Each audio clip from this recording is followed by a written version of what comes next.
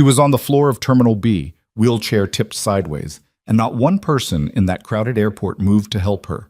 They just stood there, phones out, recording. That was the moment Wyatt Mercer stopped walking. Most people spend their whole lives waiting for someone else to do the right thing.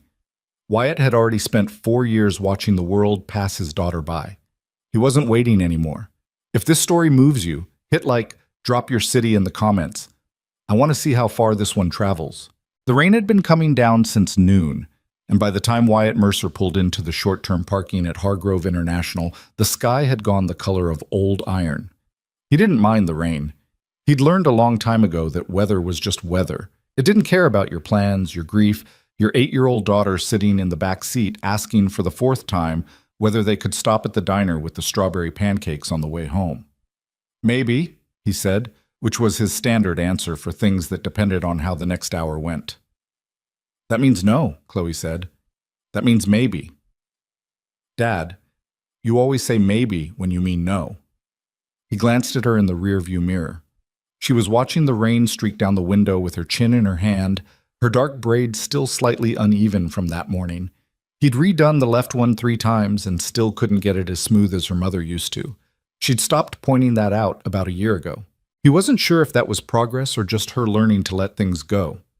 Your grandpa's flight lands in 20 minutes, Wyatt said. We pick him up, we go home, we have dinner. If there's time, we'll do the diner. There won't be time. Then we'll do it Saturday. You said that last Saturday.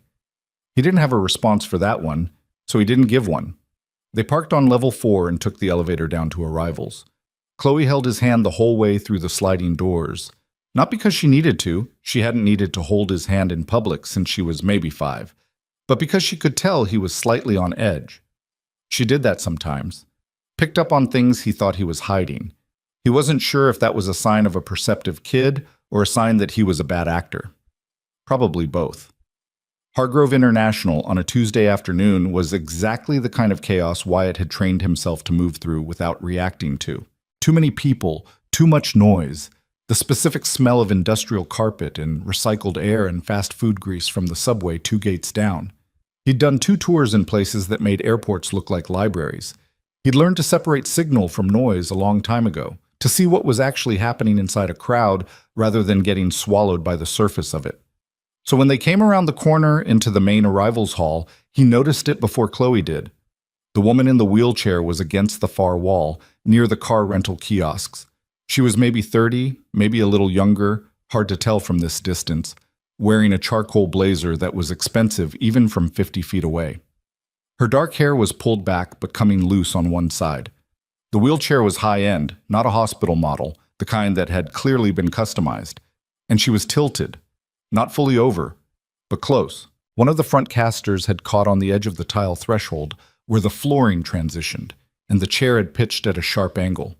Her left arm was braced against the floor, keeping herself from going all the way down, but her grip was shaking. Standing over her, not helping her, was a man in a charcoal suit. Tall, maybe 45, the kind of haircut that cost $300. He had his arms crossed, and he was talking down at her in a low, controlled voice that Wyatt couldn't hear from here, but could read in his posture as clearly as a street sign. And then there were the people, maybe 40, 50 bystanders. Some were slowing down to look. Some had stopped completely. 6 or 7 had their phones out. Nobody moved toward her. Wyatt said, "Chloe, stay right here." She followed the direction of his gaze. "Dad, right here. Don't move." He was already walking. The man's name, Wyatt would find out later, was Garrison Holt. He was a senior partner at Ashford Capital and had been for 11 years. He was also, by most accounts in the circles he traveled in, the kind of person who measured everything by what it cost and everything by what it was worth. Sienna Ashford, the woman currently half-tipped out of her own wheelchair while he watched, had once been the most valuable thing in his portfolio. "This is what I'm talking about," Garrison was saying, his voice just low enough to seem reasonable while being loud enough to carry. "You can't even navigate an airport terminal on your own. You think you can navigate a board meeting in Tokyo? A shareholder summit in Frankfurt?" "Garrison." Her voice was flat, controlled. Wyatt could hear it now as he came closer. Get someone to help me up. You should have brought your nurse. I don't have a nurse. Then you should have brought someone. He spread his hands. That's all I'm saying, Sienna. This is exactly what I've been trying to explain to your family. The optics alone. The optics, she repeated. You are the CEO of a publicly traded company. You represent, I know what I represent. Then act like it. He glanced at the people watching, and something in his expression shifted. Not embarrassment, but awareness. He was performing. She was the prop. This isn't about sympathy. This is about reality. The board needs someone who can help me up, she said again. Right now or get out of my way. He looked at her for a moment, then he looked at his watch. Your car's outside. I'll tell Marcus to... I'm not getting in your car. Sienna, I said I'm not getting in your car. Wyatt reached them. He didn't announce himself. He didn't make a production of it. He just stepped into the space between Garrison and the wheelchair, crouched down, and said quietly, Got you. Tell me where to put my hands. She looked at him. He'd seen that look before, in field hospitals, in emergency rooms, in the faces of people who'd been waiting so long for basic decency that they stopped expecting it. The look was wariness mixed with something that hadn't quite decided yet whether it was relief or resentment. The frame, she said after a second. Right side, near the axle. He found the grip point and steadied the chair. She pushed up with her left arm while he stabilized the chassis, and they righted it smoothly. Not perfectly. There was a moment where the caster stuck again and she had to direct him to angle it differently, but within 30 seconds she was upright, chair level, both hands on the push rims. She was breathing harder than she wanted to let on. He pretended not to notice. Garrison had not moved. Who are you? He asked, looking at Wyatt the way people looked at things that had appeared in the wrong place. Wyatt straightened up and turned to face him. He was an inch shorter than Garrison and about 40 pounds heavier, most of it still in his shoulders and chest from years of military PT. He'd been out of the Navy for 4 years and hadn't lost the posture. Nobody, he said. Are you with her team? I'm a guy who was walking through the airport. Wyatt kept his voice level. Is there a reason you're standing there instead of helping her? Garrison's jaw tightened. This is a private matter. Didn't look very private. I'd suggest you mind your own business. Wyatt held his gaze for a moment. He wasn't angry exactly. Anger required surprise, and nothing about Garrison Holt surprised him. He'd met versions of this man in every institution he'd ever moved through, men who confused cruelty with efficiency and called the combination professionalism. I'm going to help her get where she's going, Wyatt said. You can follow if you want, or you can go do whatever it is you were about to do. Garrison looked at Sienna. This isn't over. I know, she said. He straightened his jacket and walked away through the crowd, and the crowd parted for him in the way crowds parted for men who looked like they expected to be let through. Wyatt turned back to Sienna. She was watching Garrison go with an expression that wasn't relief and wasn't sadness. It was something more like tired recognition, like she'd seen this particular scene play out before and had stopped being surprised by the ending. Thank you, she said. She didn't say it warmly. She said it the way you said it to someone who'd done something technically helpful that you hadn't asked for. Where are you going? He said. I was going to the rental car counter. You want me to I can manage. Okay. He stepped back. She moved the push rims forward, and the right front caster immediately caught the same threshold seam. The chair didn't tip this time, but she had to stop, back up, and approach it at a different angle. She did it without asking for help. He watched without offering any. It took her 3 tries to clear the seam. When she finally rolled clear onto smooth tile, she stopped for a moment, back straight, not turning around. Then, the threshold. Yeah, he said. They shouldn't build them like that. No, they shouldn't. She turned her head slightly, not enough to look at him directly. What's your name? Wyatt. Wyatt Mercer. A pause. Sienna. I know, he said. I've seen you on the news a few times. The Ashford Capital merger.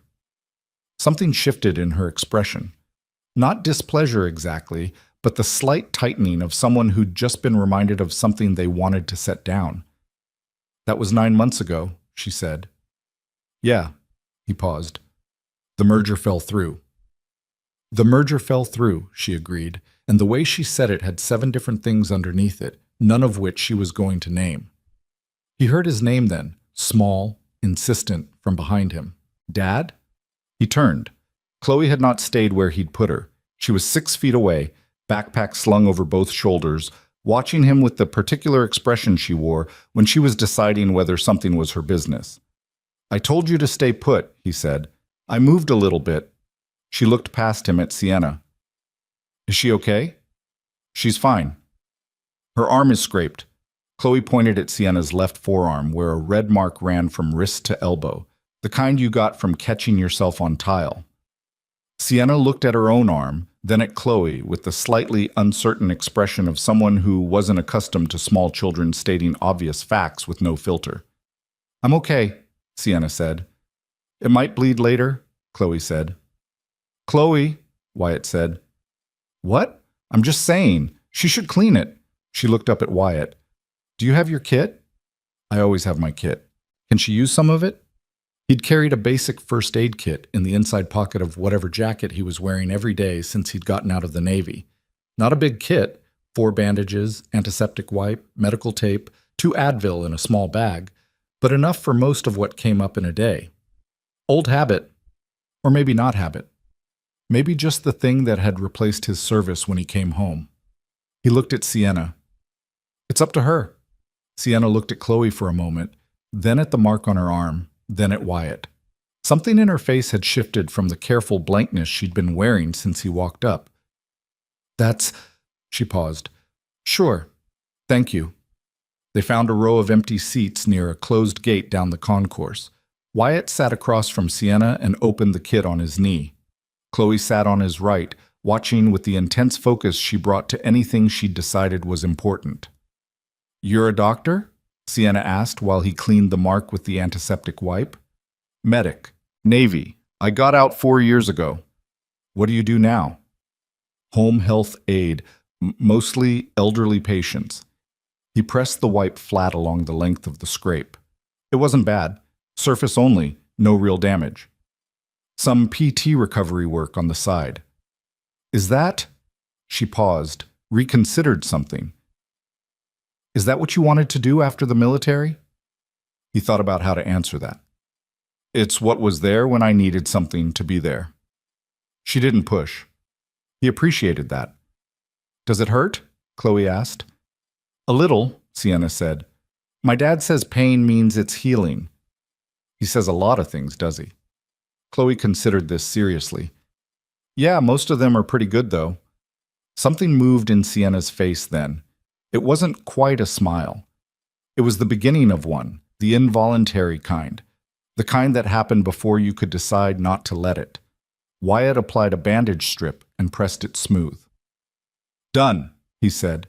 She looked at it. The bandage was plain beige, the generic drugstore kind. It looked slightly absurd against the sleeve of her $2,000 blazer. She didn't say anything about that. Where are you staying? He said. There's a hotel near the business district. I have a suite there. She was already moving toward her phone. I'll call my driver. Your phone's cracked, Chloe observed. Sienna looked at the screen.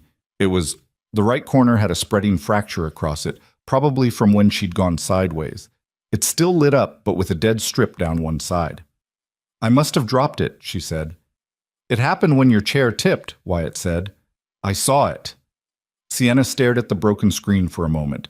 She pulled up her contacts, or tried to. The dead strip covered the first letter of the alphabet, which was where the number she needed was.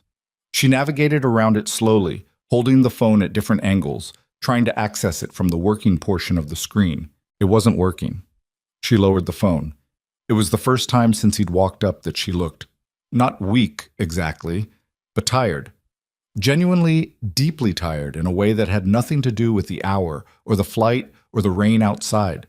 The kind of tired that lived in you. There's a hotel shuttle, Wyatt said. Front of departures, blue sign. I can point you to it. I know where the shuttle is, she said, then quieter. The hotel entrance isn't accessible. I tried it last time. The ramp is around the side, and it's not marked. He nodded slowly. And I have a meeting tonight. She was saying this more to herself than to him, working through it. At 7. At the hotel. Holt will... She stopped. Started again. There are people who need to see me walk into that room looking like I have my life together. Wyatt looked at her. She was doing what he recognized from the field, triaging, listing what was broken, what still worked, what needed solving first. He looked at Chloe. She was watching Sienna with that particular expression she wore around his elderly patients. Not pity, but something attentive and gentle that she'd developed somehow, maybe from watching him, maybe from something inherent in her. He made a decision. "We have a car," he said. "My apartment's 20 minutes from here. You can use my phone to reach your driver, or we can find someone who—" "I'm not going to your apartment," Sienna said immediately. "I know." He held up a hand. "I'm not suggesting you move in. I'm suggesting you don't stand in an airport with a broken phone trying to navigate a shuttle service that drops you at a hotel entrance you already know doesn't work." She was quiet. "I have a landline," he said. "I know that's a weird thing to still have, but I do. You can make whatever calls you need. We'll figure out your driver, figure out the hotel entrance thing, and you're at your 7 o'clock. Why would you—" She stopped. He shrugged. "Because Chloe will talk about this for a week if I just put you on a shuttle." "I absolutely will," Chloe confirmed. Sienna looked at the girl, then at Wyatt, then at the cracked screen in her hand. 30 minutes, she said. "Sure. I mean it, 30 minutes and I need to be gone." 30 minutes, he said. What? His apartment was on the 3rd floor of a building that had probably been nice in the late 90s and had settled into comfortable mediocrity since. The elevator worked, which was the important thing. He'd checked that first when he'd found the place, before he even looked at the square footage. Chloe had been 6 then, and he'd been thinking about strollers. Now he thought about it for different reasons. The work he did, the patients he visited, the things you noticed when you spent your days thinking about what moved through the world without handrails.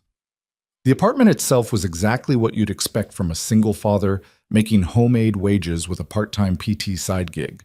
The furniture didn't match. The bookshelves were a combination of military history paperbacks, Chloe's chapter books, and medical reference texts he still pulled out occasionally. The kitchen table had a crayon mark on the far left corner that he'd tried to sand off twice and given up on. The walls in the hallway had exactly 12 drawings taped at child height, Chloe's mostly, from the last 2 years, landscapes and animals, and one extremely ambitious attempt at a dragon that Wyatt thought was secretly the best thing in the apartment. Sienna took all of this in from the doorway while Wyatt propped it open. "The bathroom has a grab bar," he said. "I installed it when my father visited last year. He uses a cane." She wheeled herself in without commenting on the space.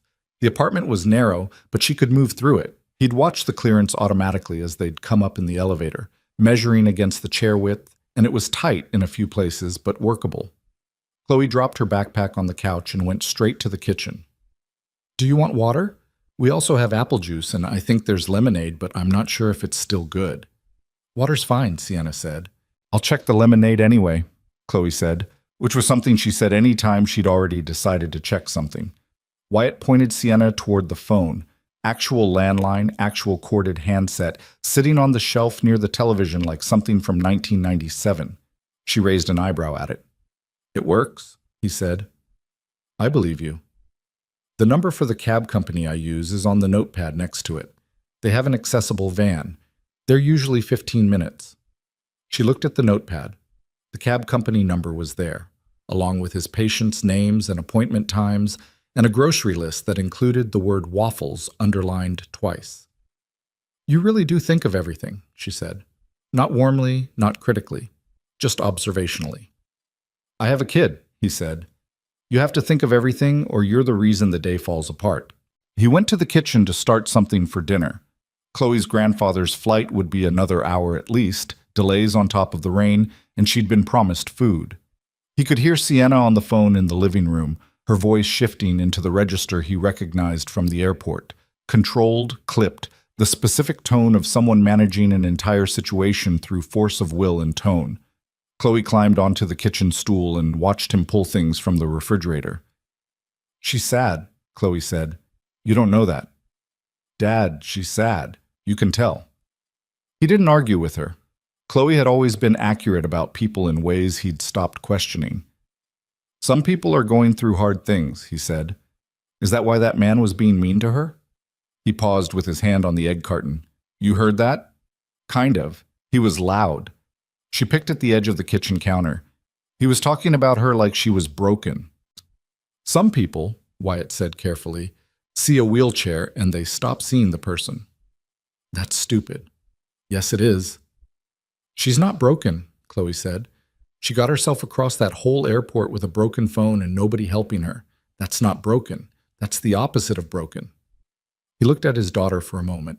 She was 8 years old, and she'd just articulated something it took most adults decades to figure out. He didn't say anything about that because he didn't want to make her self-conscious about it. He just pulled out the cutting board. Pasta okay? He said. You always make pasta. Because you always eat pasta. I would also eat strawberry pancakes. We'll do pancakes Saturdays, he said. This Saturday. In the living room, Sienna's voice had dropped, the clipped corporate tone softening into something harder to identify. He caught fragments without trying to. No, that was never the arrangement. A pause. I don't care what Garrison told them. Another pause, longer. I know, I'll be there. When she came back into the kitchen doorway, she looked like someone who'd just set down something very heavy and wasn't sure if she was allowed to feel relieved about it. The van's coming, she said. 20 minutes. Good. You want to sit? He nodded toward the kitchen table. She hesitated. The 30-minute window she'd given herself was already becoming something she wasn't quite calculating the same way. She wheeled herself to the table and stopped at the end, across from where Chloe had repositioned herself to see into the kitchen. What are you making? Sienna asked Chloe. He's making pasta. I wanted pancakes. What kind of pancakes? Chloe's face brightened exactly the way it did when an adult actually engaged with something she'd said instead of around it. Strawberry. The ones with the real strawberries in the batter, not the syrup kind. There's a diner near the airport that does them. She shot a look at Wyatt. We were going to go there today. We said maybe, Wyatt called. He says maybe when he means no, Chloe told Sienna confidentially. So I've heard, Sienna said, and this time the beginning of a smile made it all the way to her face. It was a small thing, but Wyatt saw it from the stove, and he noted it the way he noted signs in his patients, not with sentiment, but with the quiet recognition that something that had been closed was, for just a moment, slightly less closed. They ate at the kitchen table. He hadn't planned on Sienna eating, but Chloe had set a place for her without asking, and Sienna hadn't said anything, and so there they were, a former Navy medic, his 8-year-old daughter, and the CEO of a publicly traded company eating pasta at a table with a crayon mark on the left corner while rain came down the windows on all 3 sides. Chloe talked mostly. She always did. She told Sienna about her 3rd-grade teacher, Mrs. Patel, who was excellent in every way except that she pronounced especially as especially, and Chloe found this deeply troubling. She explained her ongoing science project, which was a germination experiment involving bean seeds, 3 different kinds of soil, and a level of investment that Wyatt privately thought was going to end in tears when the beans failed to perform to her expectations. She asked Sienna whether she'd ever been on a plane, and when Sienna said yes, many times, Chloe asked which was the best country she'd been to, which Sienna answered without hesitation as Iceland, which Chloe had never heard of, which led to a 5-minute conversation about glaciers. Sienna answered everything. She was not warm, exactly, not in the unguarded way Chloe was warm, but present. Actually genuinely present in a way that Wyatt recognized was not how she'd been 20 minutes ago. His phone buzzed. His father-in-law texting from the gate. Flight delayed until 8. Don't wait at the airport, just come when I land. He texted back and set the phone down. Sienna's van buzzed at the door downstairs at 8:17, and she went for her phone automatically to check the time, forgetting the broken screen for a second and then remembering. You need a new phone, Chloe said. I'll get one tomorrow. My dad's extra phone works. He has 2.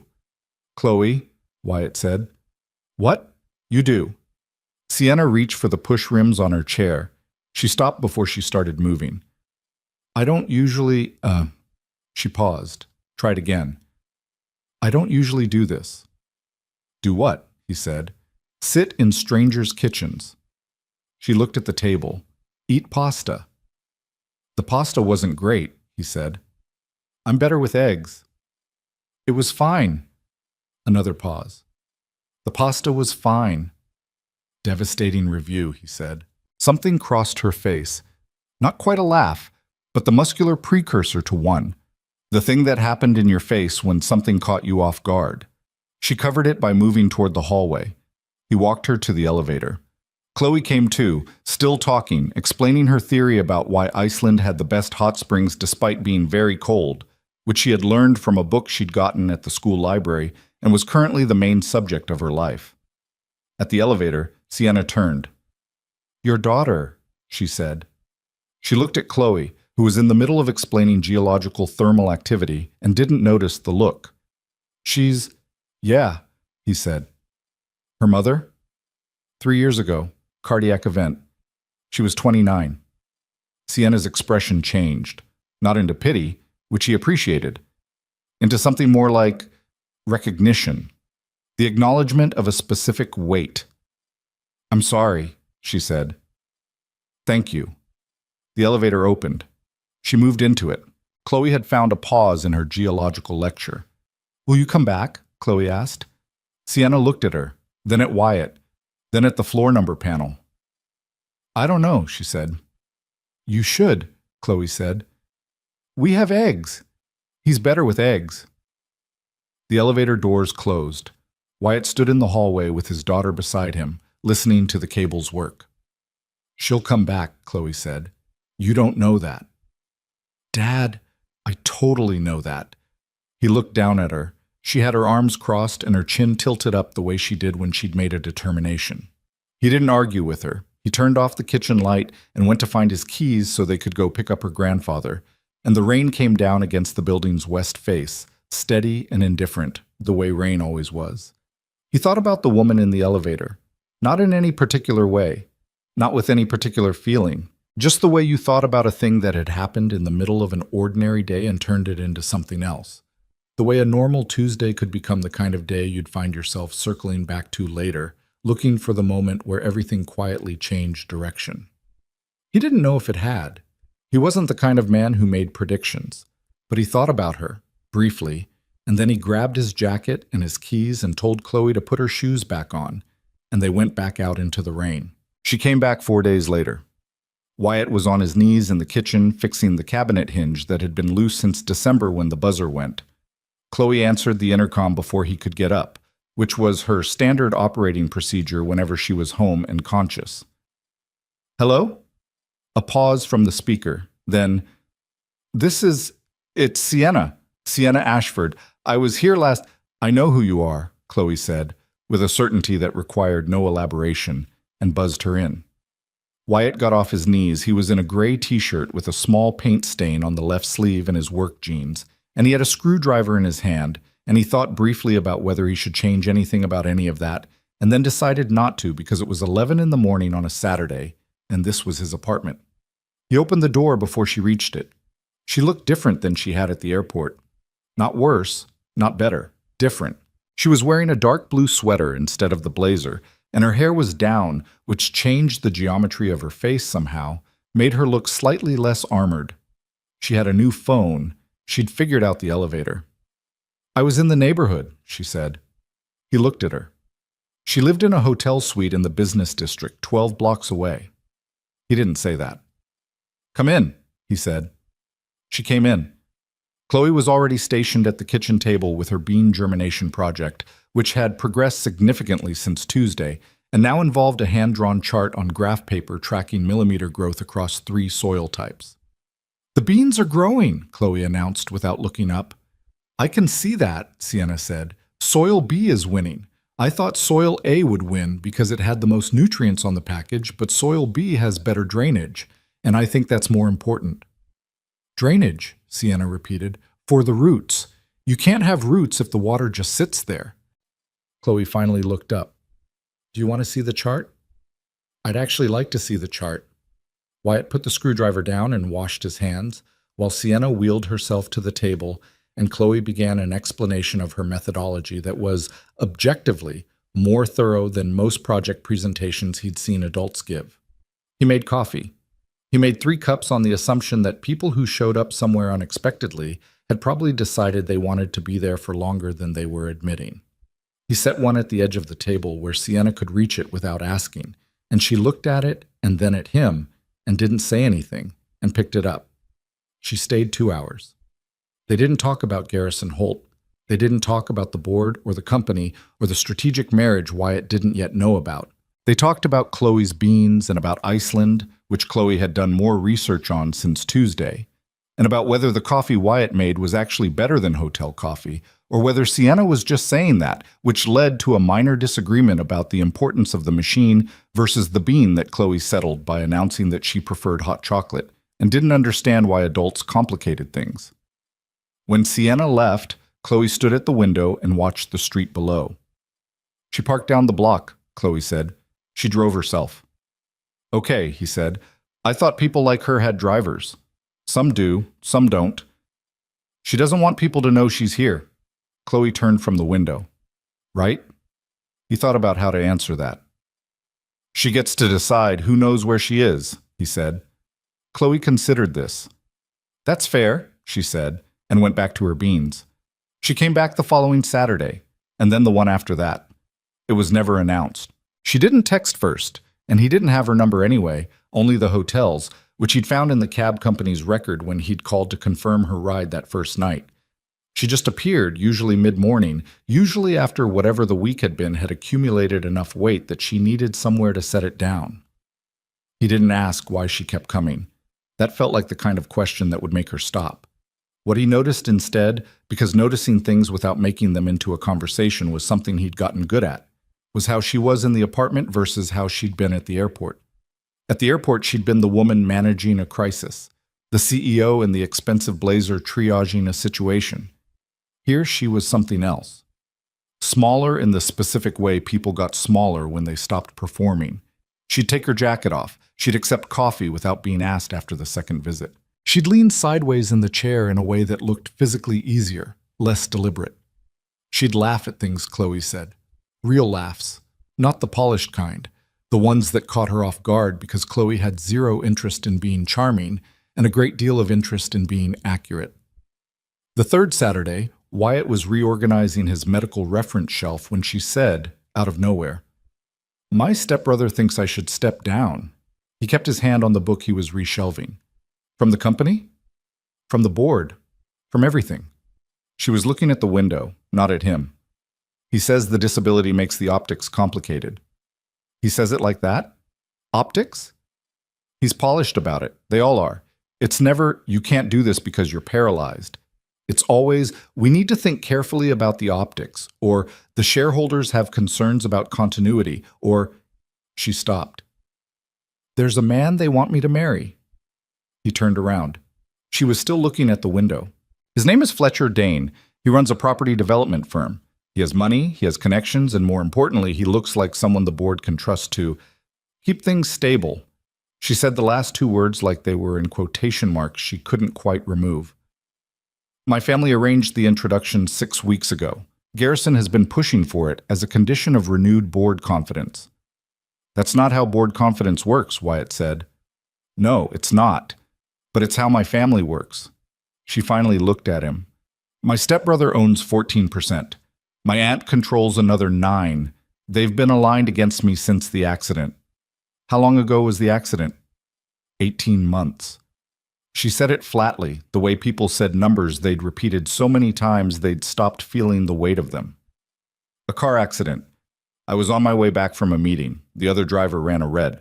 I had surgery 3 times, PT for 8 months. And at the end of all that, I could walk about 30 feet with a cane and significant pain, or I could use the chair and function at capacity. She paused. It wasn't a hard choice, but my family treated it like a surrender. Wyatt sat down in the chair across from her. He didn't say anything about strength or courage or how hard that must have been, because those were things people said when they didn't know what else to do, and he did know what else to do, which was to just be in the room with someone while they said the thing they needed to say. The marriage, she said, it would give them the optics they want. A CEO in a partnership with someone who fills in whatever they think I can't do. Fletcher would be on the board. My stepbrother would call that stability. She shook her head. I've met Fletcher twice. He's not unkind. He's the solution to their problem, and I would be the problem being solved. What do you want? Wyatt said. She looked at him like it was a slightly strange question. I want to run my company, she said. I built it. 7 years. The infrastructure division, the renewable energy contracts, the Asia-Pacific expansion, that was all strategy I drove. They would not have those assets without me. Okay. And I'm good at it. I'm not... She stopped. I'm not suffering through it. I'm actually good at it. I believe you. Then you're about the only one, she said, and it came out with more edge than she'd intended, and she looked away again. From the hallway came the sound of Chloe's door opening. She appeared in the kitchen entrance still in her pajama top and jeans, which was her weekend compromise, holding a library book. Are you guys talking about serious stuff? She asked. Yes, Wyatt said. Okay, she said, completely unbothered. I'm going to read in the living room. Sienna, do you want a cookie? We have the chocolate chip ones from Thursday. I'm fine, Sienna said. The cookies are good, Chloe said, in the tone of someone clarifying important information, and went to the living room. Sienna stared after her for a second. Something in her expression had shifted. The edge of it had gone softer, the way it sometimes did when Chloe moved through a room and said something with exactly the right amount of not caring about the weight of whatever the adults were carrying. She's remarkable, Sienna said quietly. She's a lot, Wyatt said. That's not the same thing as remarkable. No, he agreed. It's not. He thought about telling her then, about Maya, about what it had been like in the first year after, about the specific weight of raising a 6-year-old who still checked the front door every night to see if her mother might be there. He thought about it and decided against it, not because it was too personal, but because Sienna was already carrying a full load and adding the weight of his history to it felt like the wrong move. Instead, he said, You don't have to marry him. She blinked, looked at him. It's more complicated than... I know it's complicated. I'm not saying the situation isn't complicated. I'm saying you don't have to marry him. A pause. You make it sound simple, she said. I know it's not simple. I'm saying the core of it is. They want you to trade what you actually want for what makes them comfortable. That part's simple, even if all the parts around it aren't. She was quiet for a moment. Outside the window, someone on the street below was arguing with a delivery guy about a package. The argument lasted about 20 seconds and then was over. How did you... She started, stopped. After your wife, how did you decide what came next? He was quiet for a moment. I didn't really. I just made the next decision, and then the one after that. Some of them were wrong. Most of them were just the thing that was there. The home health work. Yeah. You didn't want that. I did not want it, he said. It was what I knew how to do. And there were people who needed it, and I needed to be doing something, so... She looked at the bookshelf behind him, the medical texts, the military history, the Chloe books crowded in between. You gave up a lot, she said. I chose a lot, he corrected. There's a difference. She looked at him for a moment. He couldn't entirely read what was in her face. He'd gotten better over the years at not needing to. She stayed for lunch that day.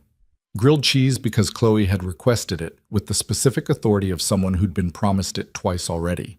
Wyatt made 3 and they ate at the kitchen table again, and Chloe explained the entire plot of the book she'd been reading, which involved a girl, a lighthouse, and a sea creature that may or may not have been real, and Sienna asked 3 genuinely good questions about the lighthouse that made Chloe put down her sandwich to answer them properly. He watched them across the table. He was careful not to make it a thing. He just watched. On the 4th Saturday, she arrived at 10 in the morning with a plastic bag from the grocery store 2 blocks away. I looked up a recipe, she said at the door. He stared at the bag. Strawberry pancakes, she said. Chloe mentioned the diner near the airport. 3 weeks ago, Wyatt said. I remembered. He stepped back to let her in. Do you know how to make pancakes? The recipe has 4 steps. I can follow 4 steps. She could not, as it turned out, follow 4 steps without significant input from Chloe, who appointed herself executive supervisor and took the role seriously. The first batch was slightly burned on one side because the temperature was too high. The second batch was better. The third batch was what pancakes were supposed to be, golden, real strawberry pieces visible in the batter, slightly crispy at the edges. Sienna ate 2 of them standing at the counter, or rather sitting in her chair at counter height, and said nothing, which was the most honest review she could have given. "Better than the diner?" Chloe asked. "Different," Sienna said. "Not worse." "That means better," Chloe said, and looked at Wyatt with the expression of someone who'd just won an argument they hadn't known they were having. It was the most domestic morning he'd had in 4 years. He wasn't sure what to do with that, so he just washed the dishes and let it be what it was. What it was this. She kept coming back. And every time she came back, she stayed a little longer. And every time she stayed a little longer, some part of whatever she'd been carrying when she walked in seemed to be slightly lighter when she left. He wasn't the reason for that, or not only the reason. It was Chloe, who treated Sienna not as someone to be careful around, but as someone to be interested in. It was the apartment itself, the particular smallness of it, the crayon marks, and the uneven bookshelves, and the absence of performance that Sienna moved through every single day in every other context of her life. He didn't say any of that to her. He just made sure the elevator worked when she came and that there was coffee when she needed it, and that Chloe didn't ask her anything too sharp about things she hadn't offered. He wasn't good at most things, he'd be the first to say, but he was good at this, at making a space where someone could be exactly as tired or as guarded or as fractured as they actually were without anyone requiring them to be otherwise. The 5th Saturday, she was quieter than usual. She sat at the table while Chloe was at a friend's place for a birthday party, and Wyatt did paperwork at the counter, patient notes, billing, the insurance form he'd been putting off for 2 weeks, and they existed in the same room for 40 minutes without speaking, which somehow wasn't uncomfortable. Eventually, she said, "The board meets next Thursday." He kept writing. "Yeah? They're going to ask me to make a decision about Fletcher." He finished the line he was writing. "What are you going to tell them?" A long pause. "I don't know yet," she said. He looked up. She was looking at the wall of Chloe's drawings, 12 of them taped at child height down the hallway, visible from here. She'd noticed them on the first visit and had never commented on them directly, but he'd seen her look at them every time. "Which one is your favorite?" he said. She blinked, pulled back from whatever she'd been thinking. "What?" He nodded at the drawings. She looked at them again, more deliberately this time. She took her time. He went back to his paperwork and let her take it. "The dragon," she said finally. "Yeah," he said. "Me too." She left at 3, before Chloe got back from the party. On her way out, she paused at the dragon drawing, stopped her chair right in front of it, close enough to see the detail. Chloe had drawn it in red and orange crayon with a lot of yellow at the edges for fire, and it had 3 toes on each foot and approximately 14 teeth, and was either breathing fire or eating a cloud. The interpretation was left to the viewer. Sienna looked at it for a long time. "She's not afraid of anything," she said. "Not about the dragon. She's afraid of plenty of things," Wyatt said. "She's just decided not to let that be the main thing." He wasn't sure, in the moment, whether he was talking about Chloe or something else. He didn't examine it. He just held the door and watched her go, and the elevator opened when she pressed the button, and the afternoon was gray and mild outside and perfectly ordinary, and he went back to his billing forms and didn't think too hard about any of it. That night, after he picked Chloe up and listened to a full account of the birthday party, which had featured a magician who was okay but not as good as she'd hoped, and a cake with green frosting, which she regarded as a suspicious color for frosting, she brushed her teeth and came to the doorway of the kitchen in her pajamas with her hair loose. "Did Sienna come today?" she said. "Yeah, you missed her." "What did you guys talk about?" "Some serious stuff, some not serious stuff." She leaned on the doorframe. "Is she going to be okay?" He considered his answer. "I think so." "But you're not sure." "I'm not sure about most things." Chloe looked at the hallway wall, at her own drawings, 12 of them, all the animals and landscapes and the ambitious dragon with its 14 teeth. "I'm going to draw something new tomorrow," she said. "Yeah? What?" She shrugged in the way she did when she already knew but wasn't ready to say it. "Something," she said, and went to bed. The drawing Chloe made the next morning was small, half a sheet of construction paper, orange crayon, and she taped it at the end of the hallway row without showing it to Wyatt first, which was unusual. He noticed it Monday morning on his way to the kitchen and stopped. It was 3 figures. Rough the way all her figures were rough. The proportions slightly off, the arms too long. A tall one on the left, a small one in the middle, and one in a circle at the bottom right. A circle with 2 lines extending from it that were clearly wheels. She'd left a gap in the middle of the row to put it there, like she'd been saving the space. He stood in the hallway for a moment looking at it.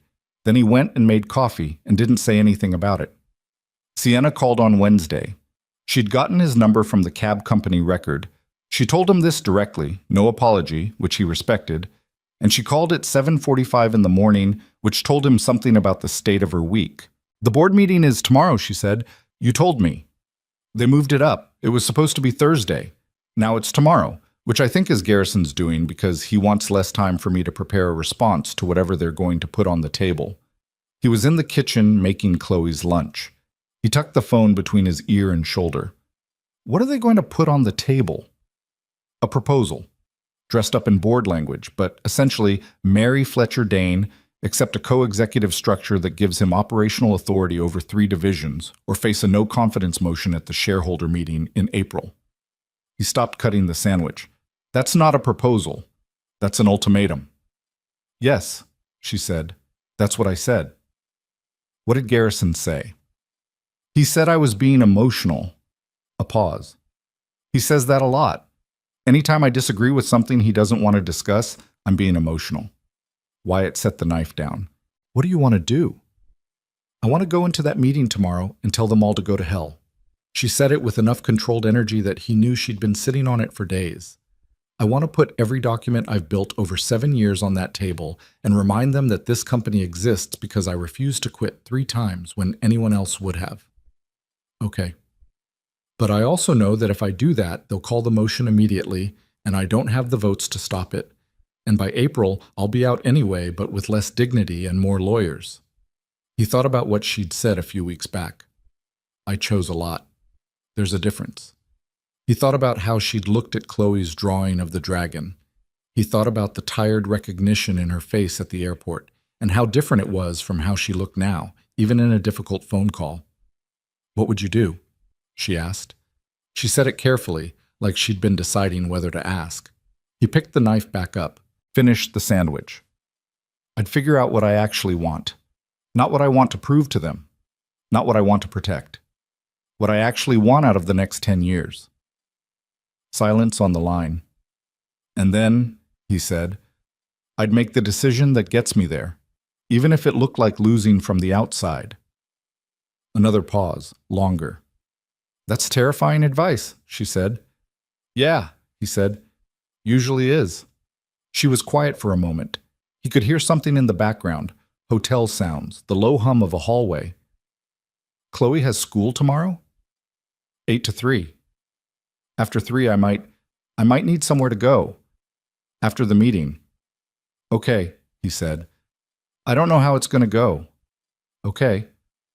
"I'm not—" She stopped. Tried again. "I'm not asking you to fix anything. I just need somewhere that isn't—" "The door's open," he said. "Whenever you need it."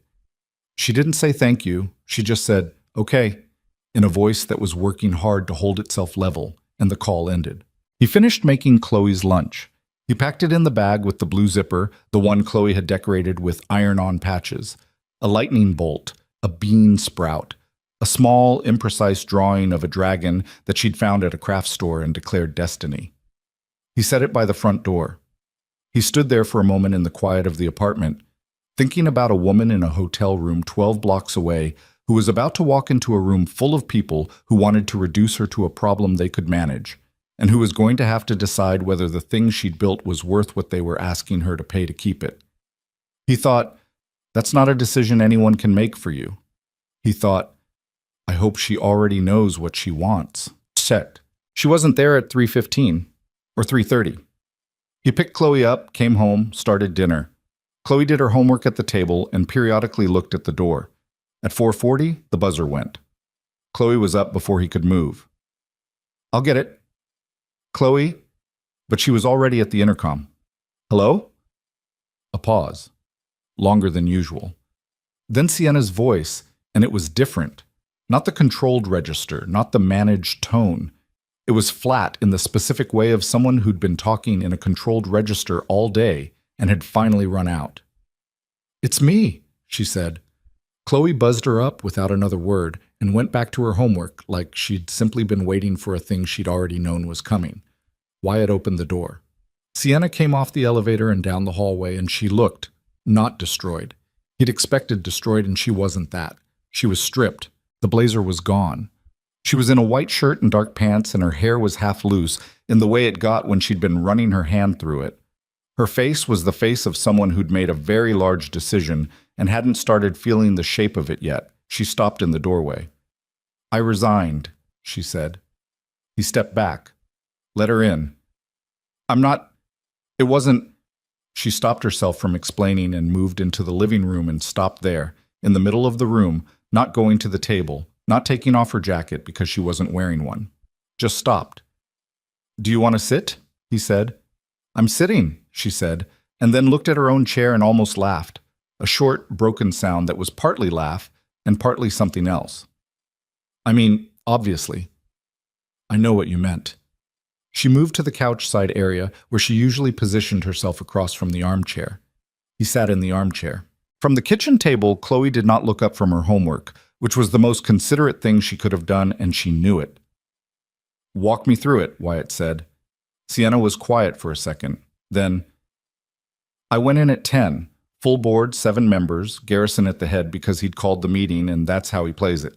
Fletcher was there, which I hadn't been told. That was the first thing. He was just sitting there at the table like it was already decided, like I was going to walk in and see him and understand that the conversation was already over. What did you do? I sat down and asked him to leave. What did he do? He looked at Garrison. Garrison said Fletcher had been invited as a prospective strategic partner and had every right to be present for a discussion about the company's future direction.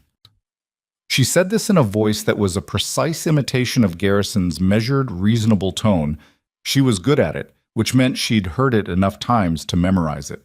And I said that if Fletcher Dane didn't leave the room, I would leave the room and call my attorney, and this meeting wouldn't happen today.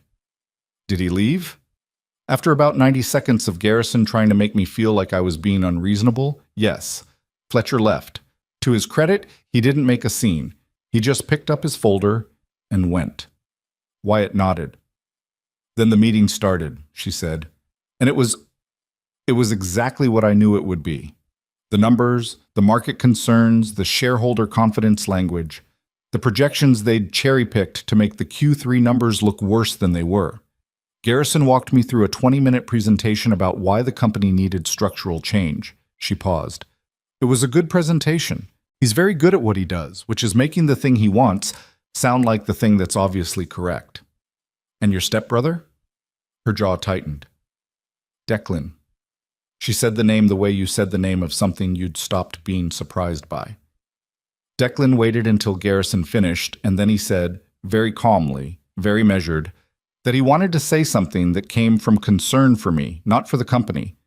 And he said that the accident had changed me, that I wasn't the same person who'd built this company, that he worried, he actually used the word worried, that I was holding on to the role out of, she stopped, out of identity rather than capability.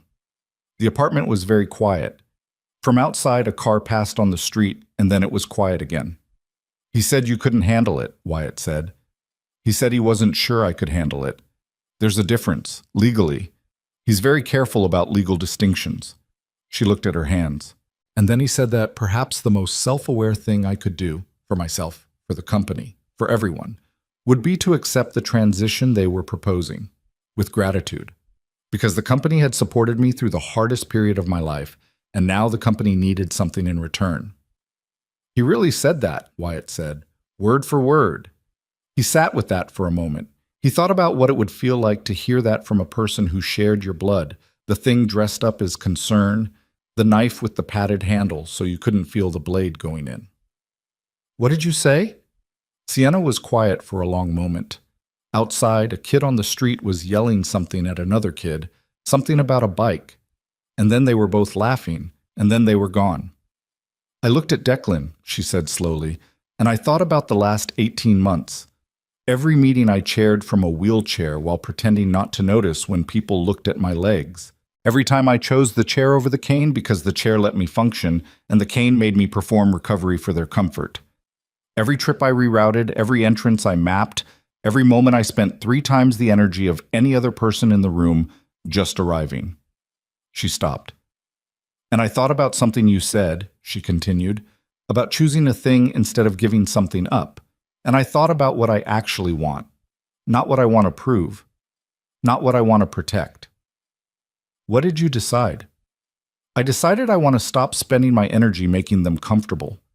She said it quietly, without drama. It sounded like someone reading out loud something they'd written down and kept folded in their pocket for a while. I decided the company isn't worth what they're asking me to pay to keep it, not because I can't do it, because doing it the way they need me to do it would require me to become the thing they see when they look at me, a liability with a title, and I'm not that. He didn't say anything. So I resigned, she said. I put a resignation letter on the table. I had it in my bag, which surprised them. I think they'd expected negotiation. And I said I wanted my personal files and my assistant's contact information and that they could manage the transition announcement however they wanted, and I left. Silence. Was Garrison? Wyatt started. He followed me out, Sienna said, into the hallway. He was controlled about it, the way he always is, but there was something under it. I think he genuinely thought I would negotiate, that the letter was a tactic. She paused. He said, "You don't have anything without this company, Sienna. Nothing you've built outside it. Nothing to fall back on." He said it like a fact, not unkindly, just as a fact. What did you say? She looked up. Her eyes were dry. She wasn't crying and hadn't been, which wasn't because she wasn't feeling it, but because she'd moved past the part where it was going to come out that way. I said, "I know," and I left. He waited to see if there was more. There wasn't. "Okay," he said. "Okay," she repeated. "That's it? Okay? What do you want me to say?" She made a small, tired gesture. "I don't know. Something about whether I made the right..." "You already know whether you made the right decision," he said. "You knew before you walked in with that letter. You're not asking me if it was right. You're asking me to help you not feel how heavy it is right now." She looked at him, a long look. "Is that what I'm asking?" she said. "Yeah," he said gently, "and I can't do that. I can just be here while it's heavy." Something shifted in her face.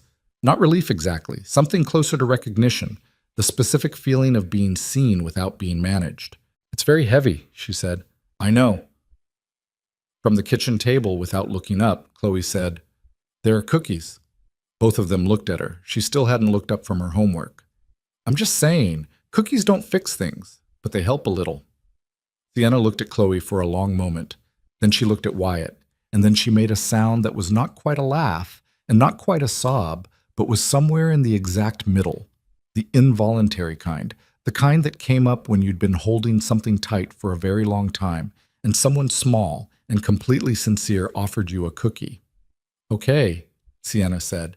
"Yes, I'll have a cookie." Chloe got up and got the cookies. Wyatt made tea because it was that kind of afternoon. They sat in the kitchen, the three of them, and Chloe finished her homework and explained a long division problem that she'd gotten wrong twice and was now getting right. And Sienna, to Wyatt's genuine surprise, walked her through it differently, a shortcut method he'd never heard. And Chloe stared at it for a second and said, "Why doesn't anyone teach it this way?" Which was a legitimate question. It was ordinary, completely, deliberately ordinary. And that was the point. At 6:30, the buzzer went. Then again. Then a third time, long and insistent. Wyatt frowned. He wasn't expecting anyone. His father-in-law was in Phoenix until next week. His patients didn't come to him. He pressed the intercom. "Yeah?" "This is a building emergency, sir. We need..." A voice he didn't recognize, professional, slightly out of breath. He pressed the door release and went to the hallway. The elevator opened and 4 people came out. Two men in suits, one woman with a tablet. One he recognized immediately, Declan Ashford. He was taller than Wyatt had imagined from Sienna's description, and he had the particular kind of good looks that came with money and had curdled slightly with authority, handsome in a way that wanted you to notice it. Behind them, barely keeping up, was Garrison Holt. Wyatt stood in the apartment doorway and did not move. "We're looking for Sienna Ashford," Declan said. Calm, reasonable, the padded handle voice. "This is a private residence," Wyatt said. "Her location service." The woman with the tablet started. "She turned off her location service," Wyatt said.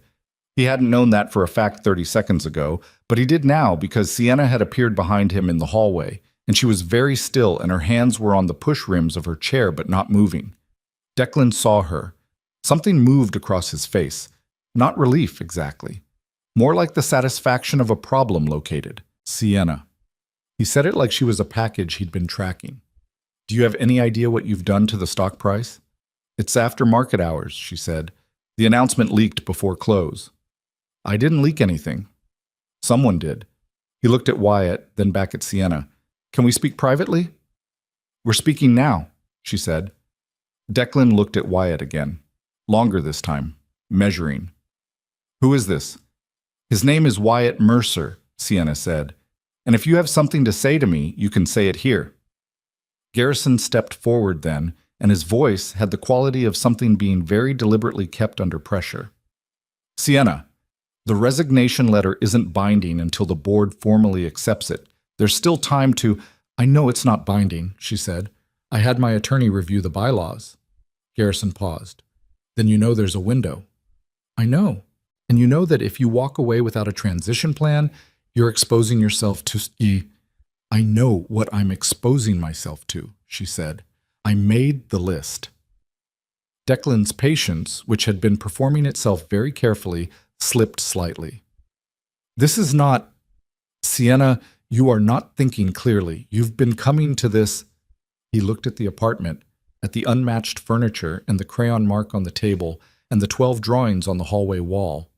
"This place for weeks, apparently, and whoever this man is, he has clearly—" "Finish that sentence," Wyatt said. Declan looked at him.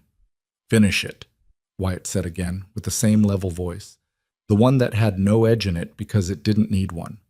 Declan didn't finish it. "She's an adult," Wyatt said. "She made a decision. You don't have to like it. You don't get to overrule it." "I'm her family," Declan said. "I know what family is," Wyatt said, "and I know what that isn't." The hallway was very quiet. Chloe had come to the kitchen doorway. Wyatt could see her at the edge of his vision, standing still, watching with the focused calm she'd developed from years of being around adults in difficult situations. Garrison tried a different approach, softer, the concerned colleague register. "Sienna, think about what you've built. 7 years. You said it yourself in the meeting. 3 divisions, the Asia-Pacific contracts, the renewable portfolio. Is all of that worth walking away from over—" "It's not walking away," she said. Her voice was even. "You've had that backwards since the beginning. You're asking me to walk away from something. I'm choosing not to." "What are you choosing?" Declan asked. There was something genuine in the question, which surprised Wyatt. Not empathy, but actual confusion, like he could not follow the logic. Sienna looked at her stepbrother for a long moment. "I'm choosing not to spend the next decade making you comfortable," she said. "That's all. It's a very simple decision. It took me a long time to make it because I kept thinking it had to be more complicated than that." Declan stared at her. The woman with the tablet had stopped moving her thumbs. Garrison had gone very still, in the way of someone recalculating. "You'll have nothing," Declan said. Not cruel. That was what was strange about it. He said it like a concern, like he meant it. "I'll have less," she said. "That's different." A long silence. Declan looked at Wyatt one more time.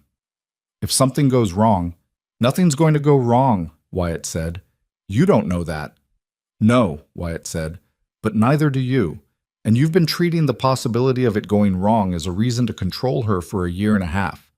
At some point, that stops being concern." Declan looked like he wanted to say something else. He didn't. He looked at Sienna one last time, something complicated moving through his face, and then he turned and pressed the elevator button, and Garrison and the two others followed, and the elevator opened and took them. The hallway was quiet. Chloe came all the way out of the kitchen. She looked at Sienna, then at Wyatt, then down the hall at the elevator. "Are they coming back?" she asked. "Maybe," Wyatt said. "But not tonight," Chloe said. "Not tonight," Sienna said. Her voice was different now. The controlled register was gone entirely. What was left was something raw, and also somehow less exhausted, like a window that had been painted shut for a long time and had just been opened for the first time. "Okay," Chloe said. She went back to the kitchen. Then, from the kitchen, "Dad, can she stay for dinner? I think she should stay for dinner." Wyatt looked at Sienna. Sienna was looking at the hallway wall, at the 12 drawings, at the small orange one at the end. 3 figures, a tall one, a small one in a circle with 2 wheels. She didn't say anything for a moment. Then, "I think I should stay for dinner." "Okay," he said. He went to the kitchen. He started pulling things out. He could hear Sienna moving into the living room, and then Chloe's voice, lower than usual, saying something he couldn't quite catch, and then a quiet response. He didn't try to hear it. Some things were meant for the room they happened in. He started cooking, and the apartment smelled like garlic and onion and old wood and rain coming through the window. He'd left cracked, and it was ordinary and imperfect and exactly, precisely what it was supposed to be. The hotel suite was gone by the end of the week. Sienna had been paying for it month to month, a temporary arrangement that had stretched to 14 months because leaving it would have required deciding where to go instead, and deciding where to go required deciding what came next. And that was the question she'd been unable to answer until she'd walked out of a board meeting and left a resignation letter on a table. She called the hotel Thursday morning, gave 36 hours notice, and by Friday afternoon she was in a smaller apartment 6 blocks from Wyatt's building, a ground floor unit she'd found through an agency, bare walls and a functional bathroom, and a kitchen that got afternoon light. Packing boxes she'd had delivered and figuring out which of 14 months of accumulated hotel living actually mattered enough to keep. The answer was, not very much. She told Wyatt about the move on Saturday when she came over, which by now was so established a pattern that Chloe had started leaving the chain off the door on weekend mornings without being asked. "Ground floor, what?" he said. "Yes." "Accessible building?" "I checked. Proper ramp, wide doorways, lever handles." She paused. "I know what to look for." "I know you do." He wasn't checking up on her. He was just noting it, the same way he noted all the small logistics of other people's lives without making a production of it. "The kitchen is small," she said. "But I can work in it." Chloe looked up from her breakfast. "Can you cook?" "I made pancakes." "With my help." "With significant help," Sienna agreed. "But I've been watching." Chloe considered this. "You should practice eggs. My dad says eggs are the foundation." "Your dad says a lot of things." "Most of them are pretty good," Chloe said, which was the same thing she'd said the first day. And Sienna caught Wyatt's eye across the table, and something passed between them. Not a significant thing, just the small recognition of a moment looping back on itself, the kind you only noticed if you'd been paying attention the whole time. The nonprofit came 3 weeks later. A woman named Carol Dempsey ran it.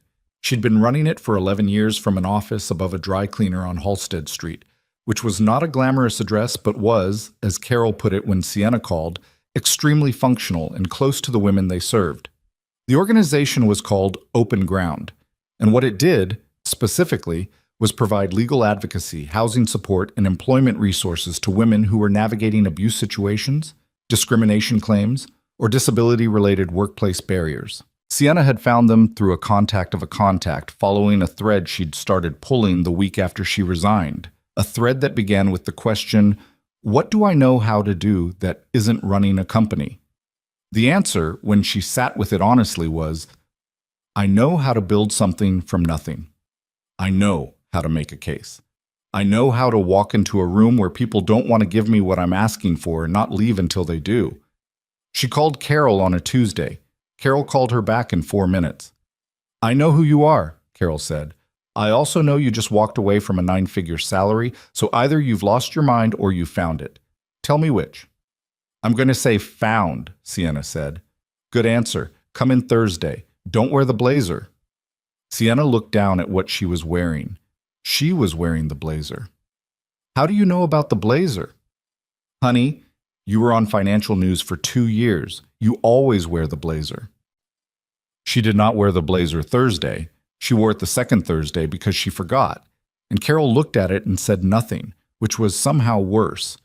By the third week, she'd stopped thinking about it. What she did at open ground at first was listen. Carol had told her that explicitly. You are not going to come in here and restructure anything for at least 60 days. You are going to sit in intake interviews, sit in legal aid sessions, sit in the employment workshops, and you are going to understand what these women are actually up against before you open your mouth about strategy. Sienna had started to object, and Carol had said, That's the job, yes or no? She said yes. So she listened. She sat in rooms with women who had been told, in various official and unofficial ways, that they were too damaged or too dependent or too difficult or too broken to deserve the thing they were asking for. She recognized the language, not the specific words, but the architecture of it, the way systems found polished, reasonable ways to tell people that their limitations were the problem, not the systems themselves. She started talking in the 4th week. Not about strategy, not yet. Just to the women, one-on-one, after the formal sessions ended. Practical things, mostly. How to document a workplace accommodation request in a way that created a paper trail. How to read a settlement offer. How to know when an attorney was giving you real advice and when they were managing your expectations down because they didn't think you could handle the real picture. Carol watched this from the doorway one afternoon without announcing herself. You've done this before, Carol said, after the woman Sienna had been talking to had left. Not exactly this, Sienna said, but you know what it looks like when an institution is telling someone no without actually saying no. Yes, Sienna said, I know what that looks like. Carol looked at her for a moment. You want to tell me why you actually left the company? I told you why. You told me the board story. I'm asking why you left. Sienna was quiet for a second. Because I got tired of spending all my energy making powerful men comfortable with my existence. Carol nodded slowly. How long did that take you to figure out? 18 months, give or take. That's actually fast, Carol said, and went back to her office. She was telling Wyatt about Carol on a Wednesday evening. She'd started coming over on weekdays sometimes, not just Saturdays, an organic shift that none of them had formally acknowledged. When Chloe came in from her room with a small clay pot in both hands, moving with the focused caution of someone transporting something fragile. I started one for you, Chloe said, and set it on the coffee table in front of Sienna. Sienna looked at it. It was a small terracotta pot, maybe 4 inches across, with a bean seedling in it, 1 inch high, 2 small leaves unfurling. The pot had Sienna's name written on the side in blue marker in Chloe's handwriting. From your experiment? Sienna said. Soil B, Chloe said. The winner. I have enough seeds. She'd said this last part as if preempting any objection about resources. You can keep it on your windowsill. It needs water twice a week, not more. If you water it too much, it drowns. Sienna looked at the seedling for a long moment. I've never kept a plant alive, she said. That's because you were in a hotel, Chloe said, with the matter-of-fact certainty she brought to things she'd already reasoned through. Hotels aren't good for plants. Your new apartment has a window. It does, Sienna said. Then it'll be fine. Wyatt was watching from the kitchen doorway. He said nothing. He just watched his daughter hand a small clay pot to a woman who'd spent 14 months in a hotel and 3 weeks learning to listen. And something in his chest did the thing it did sometimes that he'd gotten better at not examining too closely. He went back to the stove. The balcony was Chloe's idea. Wyatt's apartment had a narrow balcony off the living room, 6 feet wide, barely enough for 2 chairs and a railing, the kind that came standard with the building and that he'd used mostly as storage for things he didn't use often enough to keep inside. In late March, Chloe informed him that they were going to use it for a garden. We, he said, me, you, and Sienna. It can be a project. Sienna has her own apartment. She She's here half the time anyway, Chloe said, which was a measurement that was close enough to accurate that he couldn't argue with it without lying. The weekend they cleared the balcony, Sienna arrived at 9 in the morning with 2 bags from the hardware store and a bag from the garden center and a level of research preparation that Wyatt could only describe as executive level, which he said, and she said, "I know what my strengths are," without a trace of irony. They built 4 planter boxes over the course of the morning. Wyatt did the construction because he had the tools and the spatial reasoning for it. Sienna managed the soil and the planting because she'd apparently spent 2 weeks researching companion planting and was not going to waste that. Chloe moved between both tasks, offering opinions and occasionally being genuinely helpful. It was not efficient. The first box took 2 hours because the measurements were off and they had to redo one side. There was a disagreement about drainage holes. Sienna wanted 6, Wyatt thought 4 was fine. Chloe cast the deciding vote at 5. Which satisfied no one and worked perfectly. Soil went on the balcony floor, and neither of them had brought newspaper to put down first, so they spent 20 minutes with paper towels afterward. At one point, Sienna's chair got a wheel caught on the lip of the balcony door. She backed up, angled differently, got through. Wyatt had started to move toward her and stopped himself when she'd already handled it. She noticed him stopping himself and didn't say anything about it, which was the right call for both of them. By noon, they had 4 planter boxes, dirty hands, and a disagreement about what to put in the 4th one. "Herbs," Wyatt said. "Practical." "Flowers," Chloe said. "It's a garden." They both looked at Sienna. "Herbs on one end, flowers on the other," she said. "Split the box." "That was going to be my answer," Chloe said. "I know," Sienna said. "That's why I said it." Chloe grinned in a way she didn't try to hide, which she also did sometimes around Sienna. Let things show without deciding first whether to. Wyatt had noticed that too. He noticed a lot of things and kept most of them in the part of himself he'd gotten good at keeping quiet. That part was getting louder lately. Not about anything specific, or maybe about everything specific. About the way Sienna sat in the kitchen now without needing to be invited. About the way she and Chloe had developed their own rhythms that he wasn't part of and didn't need to be part of. About the way the apartment felt different on the days she wasn't there, which was not an emptiness exactly, but a particular kind of quiet that he'd learned to tell apart from other kinds of quiet. He'd felt this before, or something adjacent to it, with Maya. Though Maya had come into his life in a different way, with different physics, and he'd been 22 and had no reference points for any of it. He had reference points now. That was the problem, and also the thing that kept him from saying anything. He had enough reference points to know exactly how much was at risk. What he did instead of saying anything was show up. He drove her to open ground twice a week when her car was in for repairs and didn't mention it after. He came over to her apartment on a Saturday when she was struggling with a flat-pack bookshelf that had turned out to be genuinely, objectively designed wrong, and spent 90 minutes with a screwdriver figuring out what the instructions had gotten backwards. He read the grant proposal she'd been drafted for Open Ground's disability advocacy expansion at 11 at night because she'd texted asking if he had time, and he'd said yes because he did. He read it twice. He made notes on his phone. He called her. "The 3rd section," he said when she picked up. "You're being too diplomatic." "It's a grant proposal," she said. "You have to be diplomatic. You have to be persuasive. Those aren't the same thing." He looked at his notes. "You're describing the problem in the passive voice.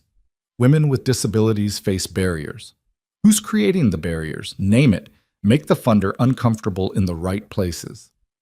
Silence on the line. "That's actually good," she said. "I know," he said. "You don't have to sound smug about it." "I'm not smug. I'm tired. It's 11. "Then why did you call?" "Because you asked me to read it." Another silence, different from the first one. "Wyatt," she said. "Yeah." "Nothing," she said. "Never mind. Get some sleep."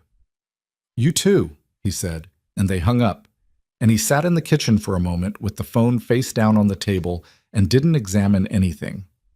The PT sessions had started a month after she moved into her apartment. She'd been doing outpatient therapy since the accident. She told him this matter-of-factly, not as a disclosure but as context.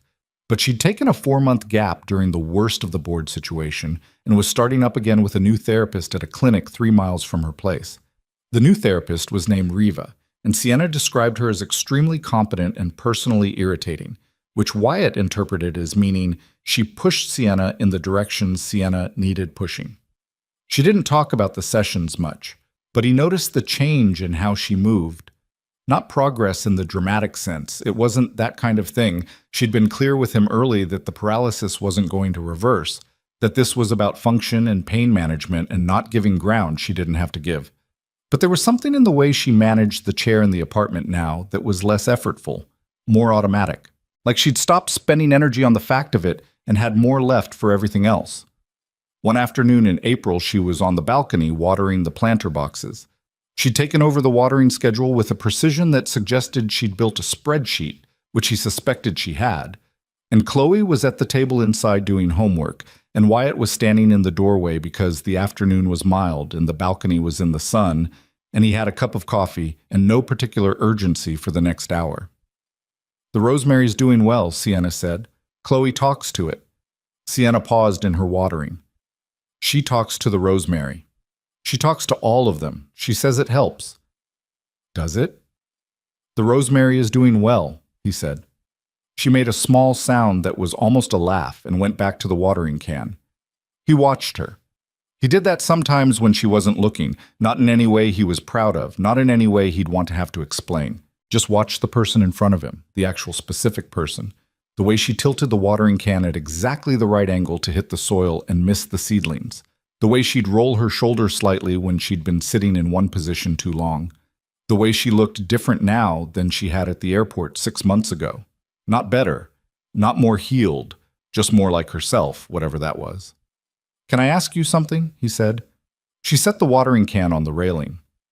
"You can ask." "Are you happy?" He'd meant it to come out more contextualized than that. It came out simple, maybe too simple. She looked at him. She turned it over. He could see her doing it, not being evasive but being honest, which for her meant she wasn't going to say a thing that wasn't true. "I don't know if happy is the right word," she said. "What's the right word?" She thought about it for another second. "Present," she said. "I'm present. I don't think I've been present in a very long time." He nodded. "Is that enough?" she said. There was something genuine in the question. She wasn't being rhetorical. "Yeah," he said. "That's actually a lot." She picked up the watering can again. He stayed in the doorway. From inside Chloe's voice, "Dad, can you help me with this word problem? It's ridiculous." "What makes it ridiculous?" "There are 2 trains and I don't understand why they both need to be going at different speeds. Why can't they just go the same speed?" "That's a great question," Sienna said without turning around. "It would be more efficient." "Right?" Chloe said, and the conversation moved inside and Wyatt followed it, and the balcony held the sun for another hour, the rosemary and the flowers and the bean plants growing steadily in their divided boxes, indifferent to anything except the light. He told her about Maya that night. He hadn't planned to. They were doing dishes. Sienna had made dinner for the first time in the apartment, a pasta dish she'd been testing at her place, which was better than she'd described it and worse than she seemed to want it to be. And Chloe was already in bed, and they were in the kitchen with the water running, and it just came out the way things came out when you'd been holding them long enough. "She would have liked you," he said. Sienna's hand stilled on the dish she was drying. He kept going, not because it was easy, but because he'd learned that the way through something was usually the same as the way into it. He told her about Maya, not the death, not the clinical facts of it, but Maya herself. The way she'd been impatient with inefficiency and deeply patient with people. The way she'd laughed too loud in movie theaters and never apologized for it. The way she'd been a better parent instinctively in the first weeks of Chloe's life than he'd managed to be after years of deliberate effort. The way the apartment had felt after, not empty, because Chloe was there, but like a sentence with a word missing that you kept reading and kept not being able to finish. Sienna listened. She didn't offer anything, didn't fill the pauses. She just listened the way she'd learned to listen at open ground, or maybe the way she'd always been able to listen and had stopped performing over. When he finished, she was quiet for a moment. "She sounds like someone who knew exactly what she wanted," she said. "Yeah," he said. "She was better at that than me." "You're not bad at it," Sienna said. "I'm slow." Slow isn't bad. She set the dish in the rack. Slow means you mean it. He looked at her. She was looking at the dish rack, not at him. Her jaw was set in the particular way it got when she was saying something that cost her something. I'm not good at this, she said. Whatever this is, I'm not good at... She paused. I spent 10 years putting everything into the company because that was the only place I knew how to be fully present. And then the accident, and then the board, and then all of it. She stopped, tried a different angle. I don't have a lot of experience with things that don't have a clear objective. This doesn't need an objective, he said. I know. She finally looked at him. That's what scares me. The kitchen was small and they were close to each other and the water had been off for a while and it was quiet. I'm not going anywhere, he said. It was the simplest thing he could say and the truest. Whatever pace. Whatever this is. She held his gaze. Something moved through her face that wasn't quite any single emotion, but was several of them overlapping in the way real feelings overlapped, unprocessed, alive. Okay, she said finally. Okay?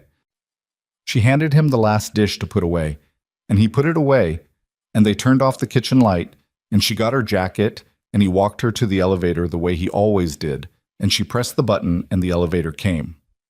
The rosemary's going to need trimming soon, she said. I'll tell Chloe. She'll take it seriously. She takes everything seriously. Yeah, he said, she really does. The elevator opened. She went in. She turned around.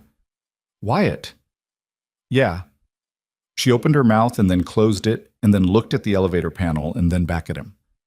The pasta was better, she said. Right? It was better than last time. It was better than last time, he said.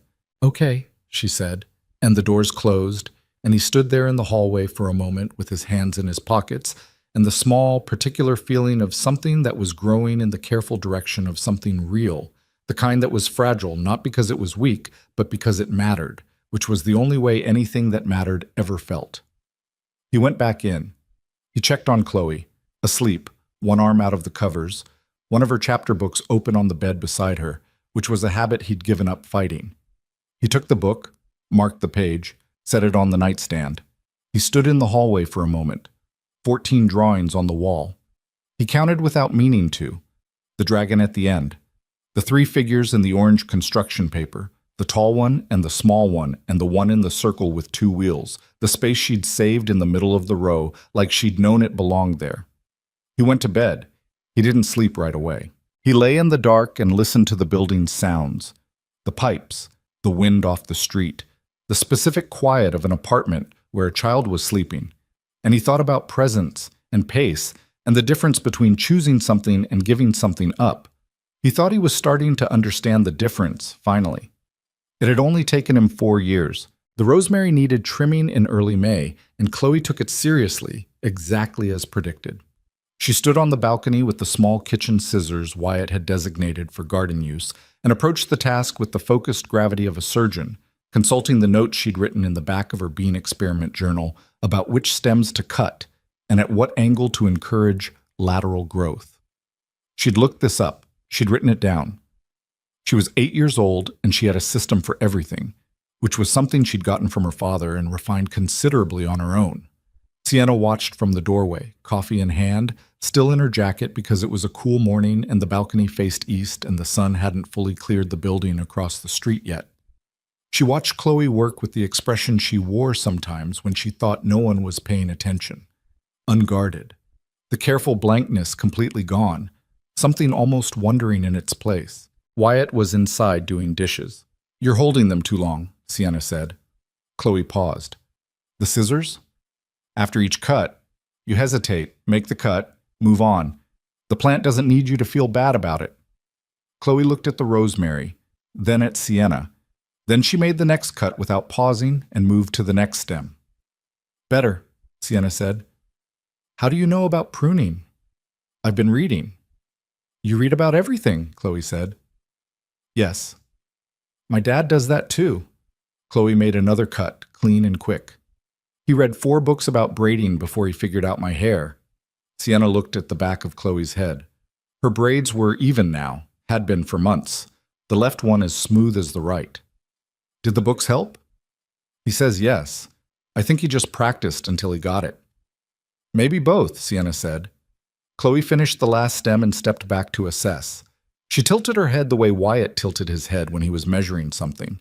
Good? Very good, Sienna said. Chloe put the scissors down on the railing and came to stand beside Sienna in the doorway, looking out at the 4 planter boxes. The herbs on one end of the divided box, the flowers on the other, the bean plants in their dedicated box. The tomato seedlings they'd added 3 weeks ago at Chloe's insistence after a library book made a persuasive case. It's actually a garden now, Chloe said. She said it with quiet satisfaction, not performance. It is, Sienna said. It wasn't before. Before it was just a balcony with boxes. She considered this distinction. Now it's a garden.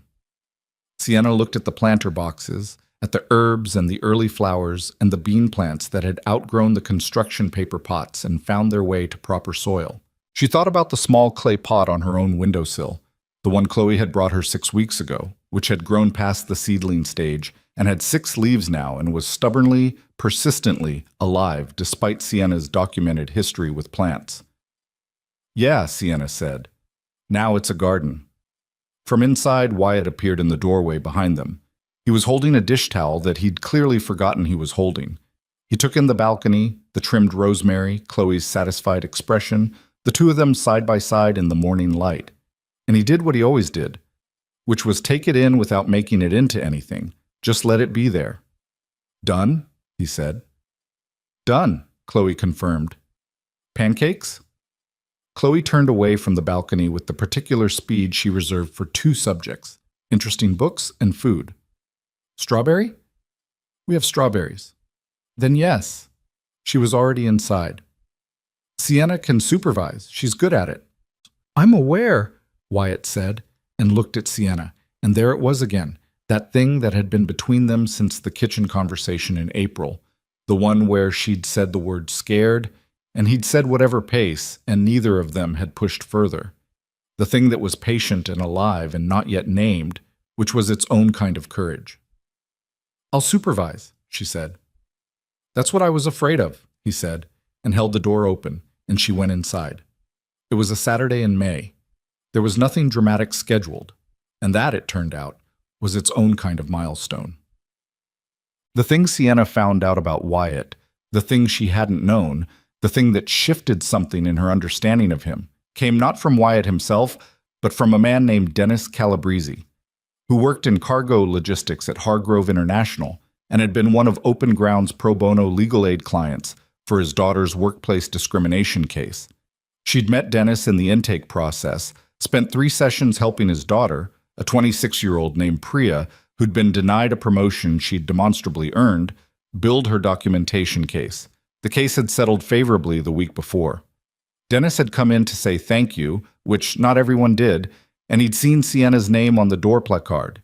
She'd been given a proper door and a placard in March, which Carol had announced with exactly 0 ceremony, just slid the placard across the desk and said, "Don't put the blazer on the back of the chair.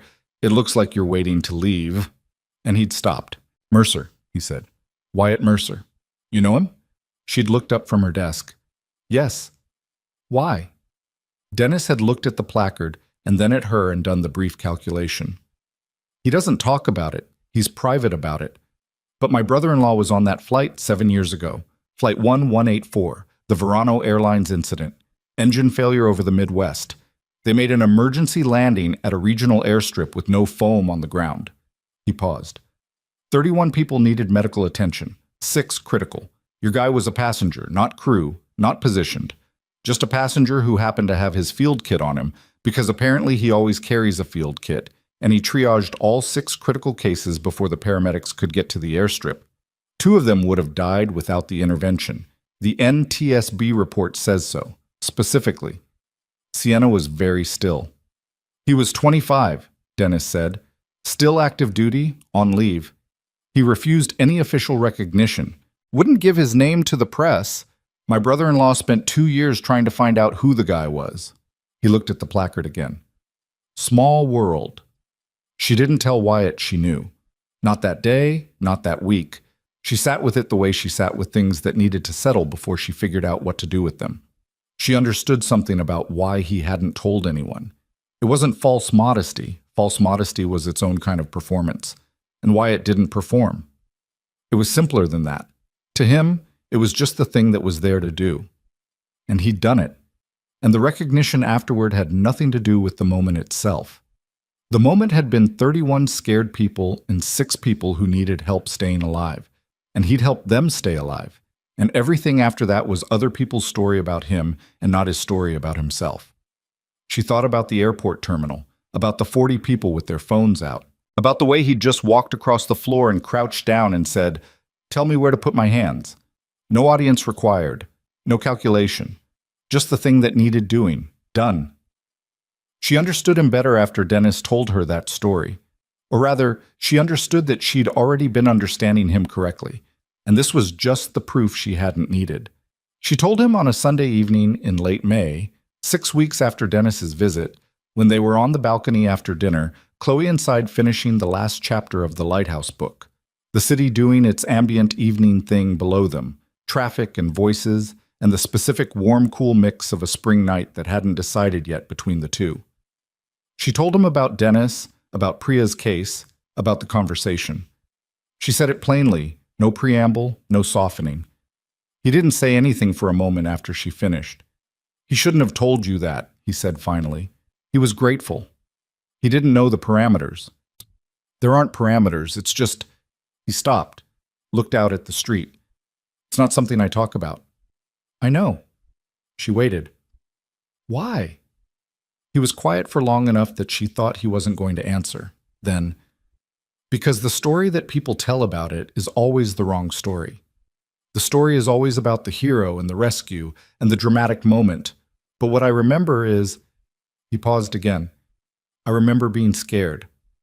I remember my hand shaking when I put the tourniquet on the first guy. I remember not knowing if I was going to be fast enough." He looked at his hands. "It wasn't heroic, it was just terrifying, and I did it anyway because there was nobody else." "That's the definition of heroic," she said. "It's the definition of showing up," he said. "Those aren't the same thing." She looked at him. He was looking at his own hands, the particular look of someone who'd replayed something so many times it had worn smooth. "Wyatt," she said. "Yeah, you've been telling me for months that the core of something is simple, even when all the parts around it aren't." She paused. "You were on a plane. 6 people were dying. You were scared, and you helped them anyway. That's the core. The rest is what people add to it afterward." She held his gaze. "You're allowed to let that be what it was." He looked at her for a moment. Something in his face moved. Not sentiment, not the performed emotion of someone being told something flattering, something older and quieter. The thing that moved in a person when they'd been carrying something for a long time and someone said exactly the right true thing about it. "You've been talking to Carol?" he said. "Carol talks to everyone," she said. "She's very efficient about it." He made the sound that was almost a laugh, and she made it with him, and the evening went on. Asa. The question of what they were to each other got answered not in a single conversation, but in the accumulated weight of 100 ordinary moments, that each asked a version of it and got a version of an answer, and gradually the answers added up to something they both understood without requiring a formal declaration. It was in the way he started keeping her specific brand of tea in the cabinet because she came over enough that it made sense. It was in the way she had a key to his apartment because Chloe had asked for a sleepover at her friend's place on a Saturday, and Wyatt needed someone to water the balcony plants while he was at pickup, and she'd just kept the key after. It was in the way she called him at 10 at night about work things, and they'd end up talking for an hour about things that had nothing to do with work. It was in the way he had started showing up at her apartment sometimes on Wednesday evenings with dinner from the Thai place on the corner because it was on his way, and she often forgot to eat when she was deep in a grant cycle. It was in the way Chloe stopped explaining who Sienna was to people and started just saying her name, assuming everyone understood, which they did, because children understood the architecture of their own lives with a clarity that adults spent decades trying to recover. The actual conversation, the explicit one, the one that named the thing, happened in June on a Wednesday night at her apartment, after the Thai food, sitting on her couch with the window open and the city doing its summer version of itself outside. She said, I need to tell you something. He looked at her. I'm not good at this, she said. I said that before, in your kitchen. I remember. I meant it. I'm not good at the soft parts, the parts that don't have deliverables. She looked at her hands. I run things well. I can build things. I know how to hold a difficult conversation with 20 hostile people in a boardroom. But this, she gestured between them in a way that was slightly awkward and very honest. This, I don't have a system for. I know, he said. That doesn't bother you? No. Why not? He thought about how to say it. He was a man who chose words carefully, not because he was overly precise, but because he'd learned that the difference between the right word and the almost right word was sometimes the difference between a person feeling seen and a person feeling managed. Because I don't need you to have a system for it, he said. I need you to be here, the way you already are. She looked at him. Her jaw was set the way it got when she was saying something that cost her something. I'm here, she said. I want to be here. A pause. I want, whatever this is, I want it to be real. Not a thing that happens around the edges of everything else. Actually real. Okay, he said. That's it? Okay? Yeah, he said, that's it. She stared at him for a second. You're the most infuriating person. I've been told. You never... She made a sound that was half frustration and half something else. You never have the dramatic response. You never... Sienna, he said quietly. What? I've been here, he said. This whole time, you know that. She did know that. She'd known it since the airport, if she was being precise about it, the way she was precise about things when she allowed herself to be. She'd known it in the way you knew things before you were ready to know them, carrying the knowledge around, letting it be there without acting on it, until the moment when not acting on it became its own kind of decision. I know, she said. He reached over and took her hand. Not dramatically, just picked it up the way you picked up something that belonged there, held it like it was a simple and obvious thing, which it was. They sat like that for a while, with the window open and the city outside, and the small clay pot on her windowsill with its 6 stubborn leaves, and it wasn't a perfect moment. Her shoulder ached the way it did in humidity. He'd had a difficult patient that afternoon and hadn't fully shaken it yet. The city was noisy and the couch had a spring that was slightly off on the left side, and life was not a film, and none of it was choreographed. It was just real, which was the only kind of thing that lasted. Meh. Chloe presented the drawing on a Saturday morning in late June, 3 weeks after that. She came out of her room at 9 carrying a piece of paper in both hands, white, not construction paper, the good kind she used when something mattered, and she set it on the kitchen table where Wyatt was eating cereal and Sienna was on her second coffee, and both of them looked at it. It was bigger than her usual drawings. She'd taken her time with it, which you could tell from the detail. The proportions were better than they'd been before. She'd clearly been working on people, and the background had actual elements. Flowers at the bottom, something that was recognizably the balcony at the top left. A sky that had both sun and a few clouds. The clouds drawn in the slightly imprecise way of clouds that actually looked like clouds rather than the generic loop circles kids drew. 3 people stood in the center. A tall figure that was obviously Wyatt. She'd given him his flannel shirt and the slightly crooked posture he had when he was relaxed, the detail of which made Sienna's chest tighten unexpectedly. A small figure beside him that was Chloe herself, braids even, one hand raised like she was pointing at something interesting.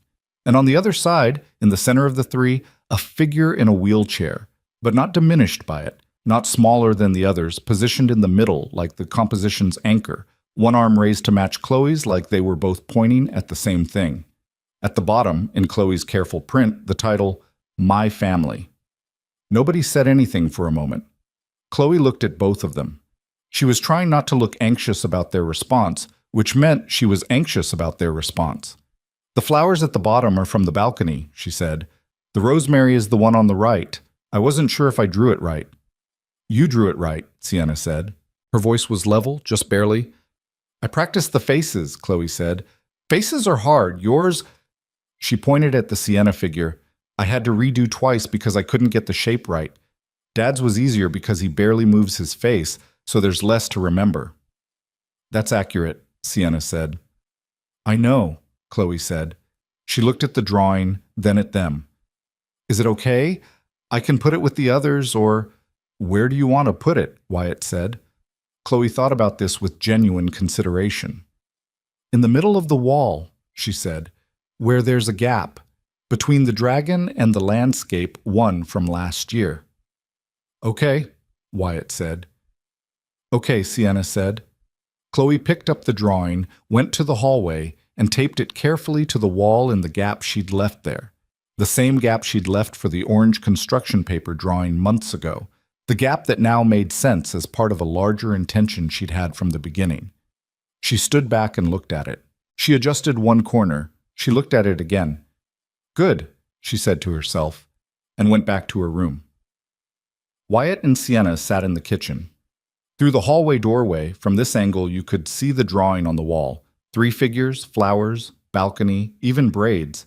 A wheelchair in the center of the composition because that's where the person in it belonged. She planned that, Sienna said. She plans everything, Wyatt said. The gap in the wall, she left it months ago. I know. Sienna looked at the drawing for a long moment. There was something happening in her face that she wasn't composing, that she'd stopped trying to compose somewhere around the 3rd Saturday. She'd walked into this apartment and eaten cereal at this table and been spoken to by an 8-year-old girl as if her presence required no justification, and her limitations required no comment, and her worth was simply not a question. I used to think, she said slowly, that the accident took something from me. That's how I understood it for the first year, as a subtraction. She paused. And then I thought, for a while, that the resignation was a subtraction too, that I was losing things. She looked at the wall. But I was going in the wrong direction. Wyatt waited. Everything that happened, the accident, the board, the hotel, all of it, it removed things. But the things it removed weren't the important things. I just thought they were because I'd spent so long building them. She turned to look at him. What's actually important was what was left after, or what I found after. She paused. What found me? He looked at her. I'm not good at saying things like this, she said. You're doing fine, he said. I mean what I'm saying. I know you do. He held her gaze. That's why it's fine. She looked at the hallway again, at the drawing in the gap on the wall. At the dragon at the end of the row, 14 teeth, fire or cloud, Chloe's greatest work. She called me family, Sienna said. Not broken about it, just saying it out loud for the first time, giving it air, letting it be the actual size it was. She's right, Wyatt said. Sienna breathed. One slow breath. Not the kind you did for composure. The kind you did when something large had settled into its real shape and your body needed a moment to accommodate it. Yeah, she said. She's right. Tim. There are things people say about love that are almost right but miss the most important part. They say it's a feeling, which it sometimes is. They say it's a choice, which it sometimes is. They say it hits you all at once, or it builds slowly, or it changes you, or it completes you. And some of those are true some of the time, and none of them is the whole truth. What nobody says enough, or says in a way that actually lands, is this. Love is mostly just showing up. It's the everyday decision to be present in someone's life when you don't have to be, when nothing is requiring you to, when it would be just as easy to stay where you are. It's a man crossing an airport floor toward a woman on the ground while 50 other people stand still. It's an 8-year-old girl setting a place at the table before anyone's been invited. It's the space left in a row of drawings, a gap held open for someone who hasn't arrived yet. It doesn't require a grand gesture. The grand gestures are easy, relatively speaking. They're the moments when the stakes are obvious and the right action is clear and the whole room is watching. What's hard is the ordinary Tuesday, the Wednesday phone call, the Thursday dinner from the Thai place on the corner because it was on the way and she sometimes forgot to eat.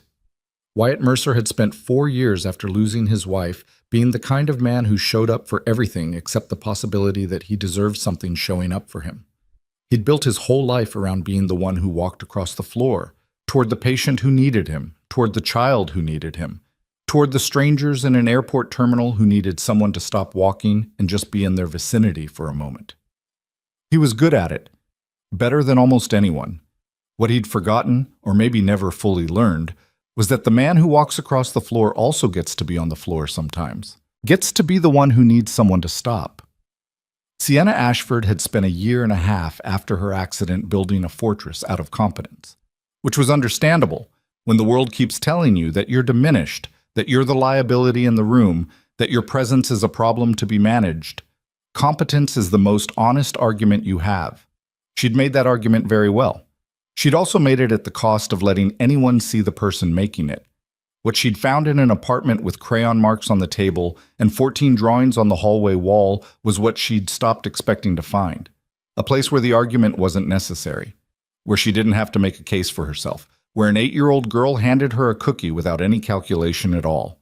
You spend enough time making the case for your own existence, you forget that some rooms just let you walk in, or roll in, as the case may be. That summer was not perfect. Nothing was perfect, which was the whole point, and also what made it worth writing down. Sienna's physical therapy continued through the summer, and there were weeks that were harder than others, weeks where the progress she'd made felt temporary, where pain sat in her lower back like bad news she'd already read and kept having to reread. She didn't pretend those weeks away. She'd learned somewhere between the board meeting and the cookie and the balcony that pretending was its own form of loss, that the people who deserved to know how you were doing deserved actual information, not the managed version. Wyatt was not always calm. He had his own complicated weather, days when the grief of losing Maya came back not as devastation, but as the specific ache of something permanently missing, like a tooth socket that healed over but never fully stopped being aware of the gap. He had a patient die in July, an elderly man named Francis who'd been on his roster for 2 years, and who he'd driven to his sister's place in Maryland twice, and who'd been genuinely funny in the specific way of very old men who'd stopped caring about being appropriate. He didn't handle Francis's death quietly and cleanly the way a certain kind of person handled things. He sat on the balcony at 11 at night and didn't say much, and Sienna sat beside him and also didn't say much, and that was enough. Chloe got in her first real school argument in September.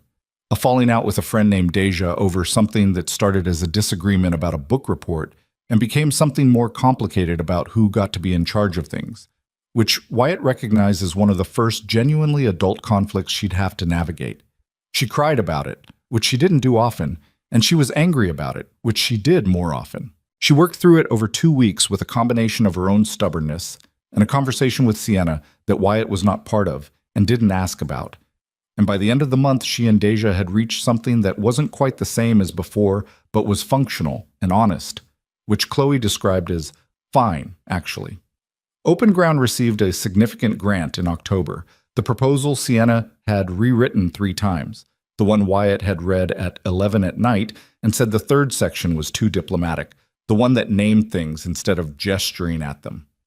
The grant was larger than Carol had expected, which Carol announced by putting the letter on Sienna's desk with a post-it note that said, "See, say the thing." Sienna had kept the post-it. It was taped to the corner of her monitor. The balcony garden went through its cycle.